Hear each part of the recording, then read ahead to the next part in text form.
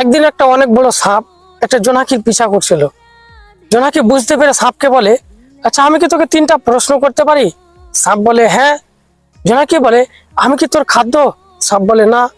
জোনাকি বলে, আমি কি তোর কিছু ক্ষতি করেছি? সাপ বলে না। জোনাকি বলে, তবে তুই আমাকে মারতে চাইছিস কেন? আমাকে ধ্বংস করে দিতে চাইছিস কেন? তো সাপ যে উত্তরটা দিয়েছে শুনে আপনার মাথা ঘুরে যাবে।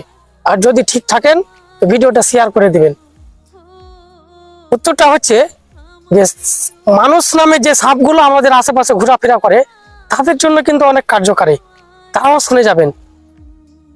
সাপ বলছে, তুই আমার খোরাকও নস, তুই আমার কিছু করিসও নেই, কিন্তু আমি তোর আলো দেখতে পারি না, আমি তোর উজ্জ্বলতা দেখতে পারি না। সেই মতো কিছু মানুষ আমাদের ভালো দেখতে পারে না, আমাদের পা ধরে নিচে নামাতে ব্যস্ত, অথচ তাদের কোনো লাভ নেই, তাদের কোনো লাভই হয় না। আমাদের নিচে দেখাতে ব্যস্ত, আমাদের অসম্মান করাতে ব্যস্ত, আমাদের উজ্জ্বলতা তারা দেখতে পারে না, অথচ তাদের কোনো লাভই হয় না, তবুও তারা এটা করাতে ব্যস্ত। এটা করা বন্ধ করুন আর ভিডিওটা শেয়ার করুন আর ভালো হওয়ার চেষ্টা করুন।